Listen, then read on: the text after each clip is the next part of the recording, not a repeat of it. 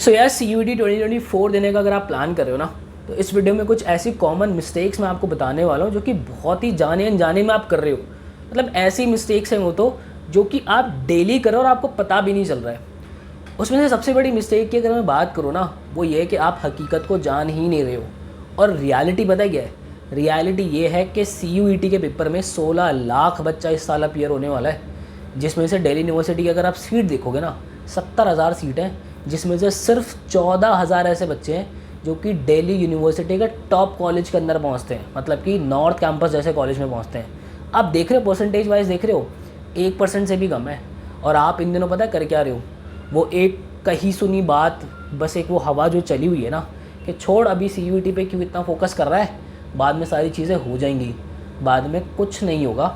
आप खुद देखो कि इन 16 लाख बच्चों में से ऐसे कई लाख बच्चे हैं जो कि बहुत पहले जिन्होंने अपनी CUET की तैयारी स्टार्ट कर दी थी। मैं ये बिल्कुल भी नहीं कह रहा हूँ कि आप अपने बोर्ड्स की तैयारी को छोड़ो, वो तो करनी बहुत ही ज़्यादा इंपॉर्टेंट है, वो तो हमारा बेस ही है। बट इसके साथ आपको पता है बस करना क्या है, कुछ एडिशनल चीज़ें जो है आपको डालनी है। यार क्या होगा ज़्यादा से ज़्यादा, जो समय इंस्टाग्राम, जो समय गेम्स के अंदर थोड़ा सा लगा रहे हो, उसको 1.5-2 घंटे को कम कर दो। अपने CUET के टॉपिक वाइज मॉक टेस्ट देना शुरू कर दो। मैं ये नहीं कह रहा कि बोर्ड्स बिल्कुल ख़त्म करके सिर्फ CUET पे फोकस करो। अगर ऐसा कर रहे हो तो ये तो बहुत बड़ा ब्लंडर आप कर रहे हो।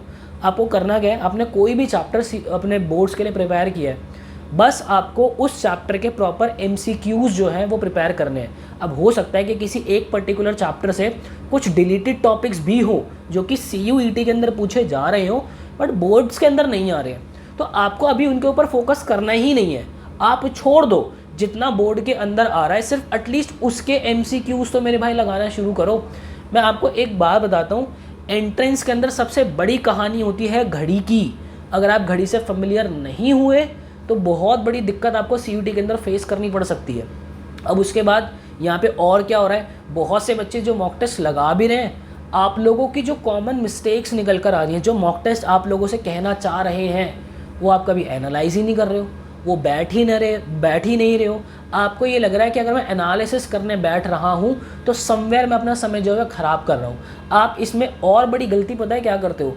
आप ये करते हो कि रैदर के आप टिक के बैठ के एनालाइज करो, आप 2 मॉक और दे देते हो, वही सेम गलतियाँ वहाँ रिपीट कर देते हो।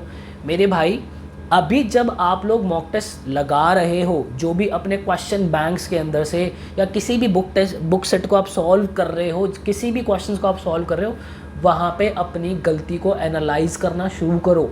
इससे होगा क्या, उन गलतियों को अभी से पकड़ोगे तो वही गलतियाँ बोर्ड्स में भी नहीं होंगी और वही गलती एंट्रेंस में भी नहीं होगी। यार देखो, आप इसको थोड़ा सा ऐसे समझो कि अगर आपका बोर्ड्स यहाँ पर है, इस लेवल पे ये आपका बोर्ड्स का लेवल है, तो उसके अंदर इतना पार्ट और ऐड कर दो। इतना पार्ट जो है वो आपका मतलब एडिशनल इतना पार्ट, ये आपका CUET और जुड़ना है। तो जो गलतियाँ आपकी मॉक्स आपको बता रहा है ना, उसको कम करने की कोशिश करो। एक एरर नोटबुक मैं आपको हमेशा से बता रहा हूँ, एक कॉपी हमेशा से बना के रखो, जिसके अंदर जो मिस्टेक्स आप क्वेश्चंस के अंदर कर रहे हो, वो मिस्टेक्स आप बहुत डेप्थ के अंदर लिखो, ताकि जब आप उस कॉपी को जब आप रिवाइज करने बैठोगे ना, तो वो गलतियाँ आपसे रिपीट ना हो, आपके माइंड को पता हो कि ये गलतियाँ मैं कर चुका हूँ। अब उसके बाद सबसे बड़ी चीज़ आप क्या करते हो, आपने मान लो फॉर एग्जांपल आप मैथ्स का कोई जो है पेपर सॉल्व कर रहे हो, आप MCQ मतलब CUET का कोई मैथ्स के लिए पेपर सॉल्व कर रहे हो, जो अप्रोच आपको कंपनी ने प्रोवाइड की है और जिस अप्रोच से आप चले हो, आप कभी भी उसको कंपेयर करते ही नहीं हो। आपको ये लगता है आप ना अपनी तैयारी के अंदर, जब आप तैयारी कर रहे होते हो, तो आप ना एक बबल के अंदर होते हो और खुद को ना उस बबल का राजा मानते हो कि यार मेरी तैयारी बहुत अच्छी चल रही है। मेरे भाई नहीं, आपको सबसे पहली बात उस बबल के अंदर आना ही नहीं है। उस बबल के अंदर आप कैसे नहीं आओगे, सबसे पहले आपकी जो अप्रोच है ना, जिस भी कंपनी का मॉक टेस्ट आप दे रहे हो, उसकी अप्रोच से कंपेयर करके देखो कि टाइम कहाँ कम लग रहा है। बहुत बार सिचुएशंस ऐसी होती है कि किसी पर्टिकुलर टाइप के जो क्वेश्चंस होते हैं, वो जो कंपनी हमें उसके सॉल्यूशंस जो दे रही है, वो बहुत बेटर अप्रोच के साथ देते हैं रादर हमारी जो अप्रोच हम लगा रहे होते हैं। तो आपको उन दोनों जो तरीके हैं उनको अपने ब्रेन में रखना है और उन दोनों में से जो कम समय लगा रहा है उसको अपनाना है।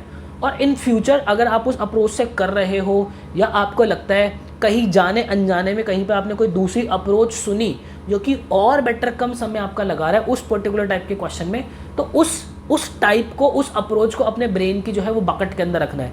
यार पता होता है क्या है, जब एक्चुअल एग्जाम देने जाते हैं, अपने हॉट सीट पर बैठते हैं ना, तो हमें हमारे ब्रेन की बकेट के अंदर से वो अप्रोच निकालनी पड़ती है। तो आपकी प्रैक्टिस ऐसी होनी चाहिए, उस अप्रोच के साथ आप इतना फेमिलियर होने चाहिए कि आपको वो जो बकेट से अप्रोच निकालने का समय है ना वो बहुत कम लगे, और ये टाइम के साथ ही जो है वो आप लोगों का आएगा। अब उसके बाद बहुत बड़ी मिस्टेक जो कि आप लोग करते हो, आपको पता है क्या लगता है, जैसे कि एक टॉपिक है जो कि आपने अच्छे से प्रिपेयर कर लिया, वो टॉपिक अभी आपका लेट्स से 80% पे आ गया था कि आप उस टॉपिक के अंदर 80% तक स्कोर कर जा रहे हो, तो आप लग जाते हो उस 80 को 100 पे लेके आने में।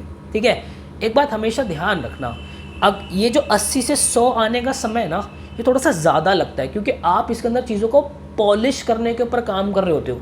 चीज़ें पॉलिश हो जाएंगी, आप, मैं ये नहीं कह रहा कि उन टॉपिक्स को आपको छोड़ देना, उसके लिए समय आपको निकाल के रखना है। बट अगर जहाँ आपको ये लग रहा हो कि मेरे पास सिर्फ 1 घंटा पढ़ाई का है, या मैं मैक्सिमम 1.5 घंटा पढ़ाई का दे सकता हूँ, तो मैं पॉलिशिंग पे थोड़ा सा टाइम लगाऊँ या मैं कोई नया टॉपिक पकड़ लूँ।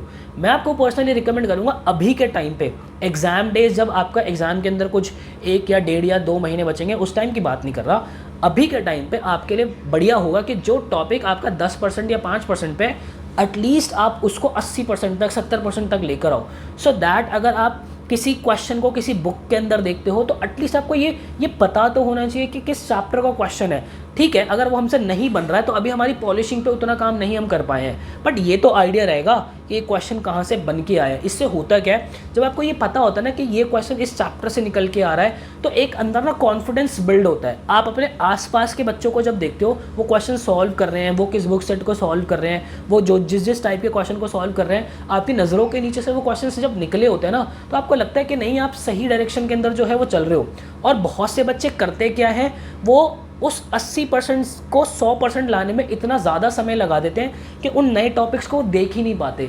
इससे होता है क्या है कि जब कभी वो अपने स्कूल के अंदर या क्लासरूम के अंदर किसी बच्चे को देखते हैं वो तैयारी कर रहा है या वो अपने क्वेश्चंस की प्रैक्टिस कर रहा है, तो आप जज करने लगते हो खुद को कि यार ये टॉपिक तो मैंने देखा ही नहीं, इस टॉपिक का तो मुझे पता ही नहीं है क्या कर रहा है क्या नहीं कर रहा। तो अभी के समय में मैक्सिमम सिलेबस कंप्लीट करने पे आप जो है अपना समय लगाओ, और उसके बाद साथ के साथ टॉपिक वाइज मॉक टेस्ट जो है वो देते रहो। अभी मैंने रिसेंटली ना एक वीडियो अपलोड की थी जिसके अंदर, यार आप किसी भी कंपनी का जो है वो मॉक टेस्ट ले रहे हो, बहुत अच्छी बात है, बाकी आप एडुकैप्टन का भी मॉक टेस्ट जो है अवेल कर सकते हो। उसके अंदर हम प्रॉपर आपको टॉपिक वाइज मॉक टेस्ट, हर एक चैप्टर के ऊपर आपको जो है 3-3 मॉक टेस्ट मिल जाते हैं। फिर उसके बाद आप लोगों को जो है हम फुल लेंथ मॉक्स, आपको CUET, IPMAT Indore, Rohtak, JIPMAT, Saint Xavier's Mumbai, सभी के मॉक टेस्ट हम जो है अवेलेबल करा के रखते हैं। तो आप उसका प्रॉपर, मैंने आपको एक शेड्यूल दिया हुआ है कि आपको कब कब किस चैप्टर को कौन सा टॉपिक वाइज मॉक टेस्ट लगाना है, कब आपको फुल लेंथ मॉक टेस्ट लगाना है, तो आपको प्रॉपर पूरा अंदाज़ा रहेगा। टॉपिक वाइज मॉक टेस्ट लगाने से ना हम उस पर्टिकुलर चैप्टर से भी बहुत फेमिलियर होते हैं कि वो घड़ी की कचकच के अंदर मैं उस चैप्टर के क्वेश्चंस को सॉल्व कर पा रहा हूँ या नहीं कर पा रहा हूँ। तो ये एक कुछ ऐसी आदतें मैंने आप लोगों को बताई है। बाकी यार बहुत जल्दी ना मैं इंग्लिश का, मतलब इंग्लिश एक ऐसी लैंग्वेज है जो कि मैक्सिमम बच्चा जो है वो देने वाला है, और आप में से भी बहुत बच्चे ऐसे होंगे जिनको इंग्लिश CUET के अंदर देना है। यार ग्रामर ना बहुत नेक्स्ट लेवल जो है CUET इस साल आप लोगों से पूछने वाला है, कॉम्प्रिहेंशन, आपकी वोकैबुलरी। CUET का एक बहुत प्यारा कोर्स जल्दी लॉन्च करने वाला हूँ, इस संडे इनफैक्ट कह रहा हूँ, वादा कर रहा हूँ, इस संडे में जो है CUET का कोर्स लॉन्च करने वाला हूँ इंग्लिश लैंग्वेज के लिए, जिसका कॉस्टिंग जो रहेगी ना वो सिर्फ और सिर्फ 1000 रुपीज़ के अंदर ही रहेगी, उससे ऊपर नहीं जाने वाली। मुझे बस पता है क्या चाहिए, अभी कमेंट सेक्शन के अंदर ना प्यार बरसा दो, बिल्कुल मुझे लगना चाहिए कि हाँ यार बच्चों को उस कोर्स की नीड है, तभी मुझे मज़ा आएगा यार उस कोर्स को लॉन्च करने में। तो कमेंट सेक्शन के अंदर प्यार बरसा देना, और आप मुझे बताना कि अभी इन दिनों आप लोग जो है क्या डिफ़िकल्टीज़ फेस कर रहे हो, क्या दिक्कतें आपको लग रही है, सो दैट मैं उन टॉपिक्स के ऊपर वीडियोस बना पाऊँ, उन दिक्कतों को आपकी लाइफ से ख़त्म कर पाऊँ। क्योंकि अभी वैसे तो आप टेलीग्राम हमारा ज्वाइन कर सकते हो, उसके अंदर मैं बच्चों से पर्सनली बैठ के बात कर रहा हूँ, पूरे दिन बैठ के बात कर रहा हूँ कि यार क्या दिक्कतें चल रही हैं, मुझे बताओ, मुझे समझ में आना चाहिए कि आपकी लाइफ में अभी चल क्या रहा है, सो दैट मैं उसको बहुत अच्छे से एड्रेस कर पाऊँ। तो टेलीग्राम ज्वाइन कर लो, कॉमेंट सेक्शन के अंदर प्यार बरसाओ। बाकी मिलता है इसी किसी नेक्स्ट वीडियो के अंदर, मुझे दीजिएगा इजाज़त। Till then bye and take care.